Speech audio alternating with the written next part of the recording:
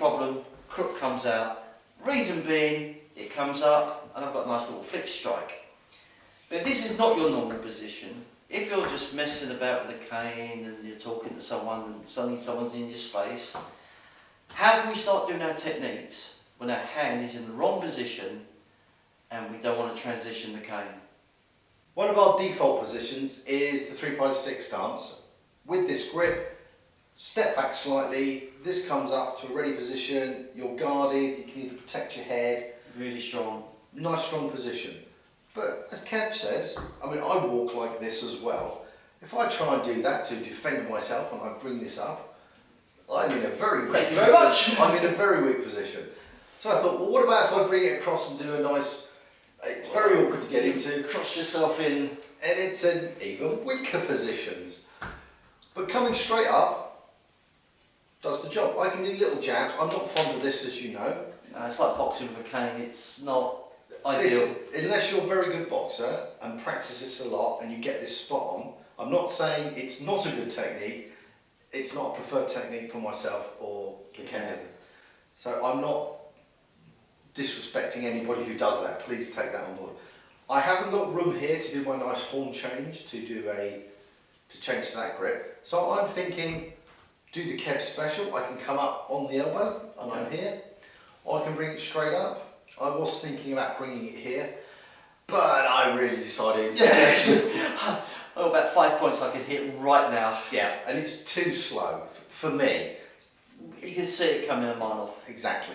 So we thought, if I'm minding my own business, the distance has closed down because I'm paying attention to my phone, not to this rapscallion who's going to be ruthless and rough me up. I was going to say, it's so unusual you paying attention to your phone. Tis my crack. If I bring the cane up, I've got a nice protection here and I've got techniques I can use from here which are based on everything we've already done. Like everything we say, we've just adapted what we've got. We learned one thing, but it's got lots of answers, and that's key. So let's look at one to start with. I'm going to use my left hand. I'm going to change canes over because this is the pointy one. So for me, I like a pop-up, so it comes up. Now I've got my 3x6 stance, so I can jab away here and strike through here. Now the one thing about Chris and myself is that when we're playing around with things like this, I get 3 words from Chris. Got an idea, and I'm like, okay, so we hit there, I came to you, and Chris said, what happens if you pull and push? So I'm going to let Chris do this because he's more able-bodied than I. So I'm up here, I might even be close. I want to remove this person in a nice, efficient manner. I'm adjusting my stance so that I don't go flying. He's going to go flying if I've got anything to say with it. I'm not going to go for the face or the head. Or the hair. Or the hair. It's damaged enough, it doesn't need any more wrecking. I'm going to hook. Now, if you haven't seen Master Gary Hernandez's videos on collarbone striking, check it out, nice video. I'm going to go through and hook. This is here. I'm going to pull. Check out the chainsaw DVD we done, and I'm going to pull. As I'm pulling, I'm going to pull him in. I don't know what's going on with this hand. I can either drive through with my elbow and push him that way, or if he gets close, we're very close, I'm going to wave from this shoulder to this shoulder and actually drive him through that. I'm being very gentle with him. That's okay. Very simple. You can try this round the neck, you can try it hooking here. This is close, but you've got lots of advantageous strikes to bring you into this position. I'm going to pull in square, and I'm going to push away with my hips.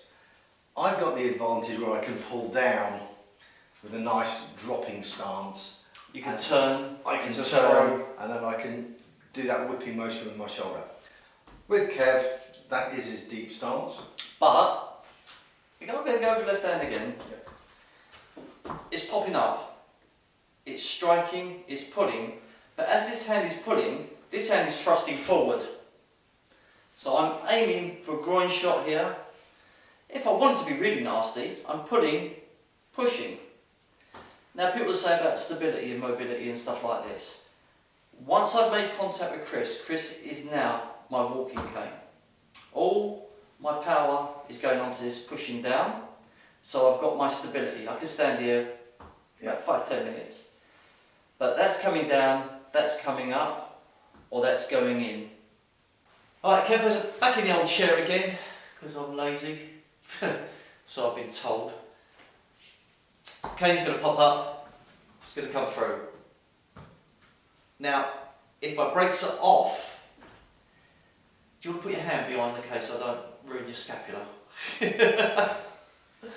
If I pull through, I'm just going to basically pull myself on.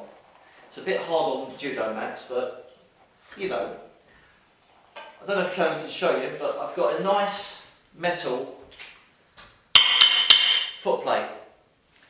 This on shins and instep is going to really hurt. That's why I left my cane there. Yeah. If my brakes are on,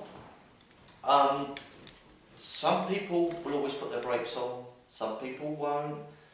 You know, it depends. I tend to put brakes on because I like to have the stability. So I'm in this position and here. As you know, this is my favourite technique, so I'm going to go through. I've also got the javelin, and we've seen the video of take that, come here, go away. So it is kind of an extension of that video. Now if I wanted to use any other part of my body, Chris in the able body didn't like this position. But from here, although I'm crossing, I've not got this distance here, I've got a distance there. So I will come in and I will hungar through. So it's going to be that motion there. And because I've got the stability of the chair, because the brakes are on, I've got that. My brakes are off, I'm going to do a nice little turn, he's going to laugh at me and then I'm going to be in trouble. I have no idea. Do it from the knee. From the knee. If I come into here, do you want a side or do you want a forward? Otherwise I'll land on you. Okay. Let me move my foot. I'm going to just do a little check because I don't want to rip any tendons, and having knee problems, I know this can be really bad.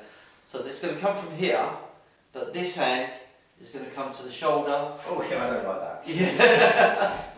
And it is that hungar motion. And obviously, we're not just going to go, oh, put that on. It's going to be the whack in, the drag through, and then the motion after that. But you're not going to whack it off. Not going to whack it off. What about the ribs? The ribs will work if I can get where the kidneys are, which is roughly about this area here. Again, this is going to strike in the floater ribs. That's going to be really uncomfortable. It's going to cause a little bit of breathing problems. Then I'm going to spear the back from here, and I'm aiming for the shoulder from here, because it's going to give them that off-balance motion. If I grabbed hold of you, that would be even better for you, because you've got an arm to pull. Yeah, so it's like Chris has got the arm in. From this motion, it's going to be a double-handed strike from there. Once I've got it in and I'm pulling, I'm coming up from the axilla, from here, and it's going to be that sort of forward circle motion. Might even give your thumb in there, get heart one, give it a little bit of manipulation. You love that heart one. I do. My mate Bill doesn't though. Well, I'm going to do this left-handed. On poor Callum here, I'm going to break it down because we just tried it and we're going to be careful. So same principle, I'm up. Usually it's going to be a right-handed attack, so usual technique would be to stop this, see it coming. I'm just going to go straight in, and I'm here. I would be pulling. Now if I'm not elbowing, I might have my shopping in my hand. I might be hiding my imaginary girlfriend's hand, I don't know. As I'm pulling this in, I've turned him side on. So I'm going to do that. He's close, I don't want to hit him around the back of the head. So it's just going to travel from my feet, through my core, up, and at the last minute, so I'm imagining Kev's hooked his cane on my shoulder, so all the tension's there. And I'm just going to relax and flick it through. This blocking hand, if you like, though we always say there's no such thing as a block, has become my intercepting, attacking hand. I've pulled him on, the cane's come off, which is what I want, I've driven him away. If I really want to, and I pull him that way, I might think, do you know what, the shoulder's not going to cut it today, he's bigger and heavier than me. So I'm going to do the same technique, but use my hip. Each situation will change. You just like pushing people around you. I push you around because you're in a chair. True. You nearly tripped me up as well, I nearly tripped over your leg. Well, I tried not to. He's a beast. Might cut the gur out. No, let's go in. Thanks for watching the video, we hope you like it, and we look forward to hearing from you. Please subscribe to our channel if you haven't done so already. If you want to look as smart as we do, don't forget to check out the merchandise on Teesprings. Check out our social media accounts, see what's going on in the world of uk.Cane. Hit that bell and free the fear.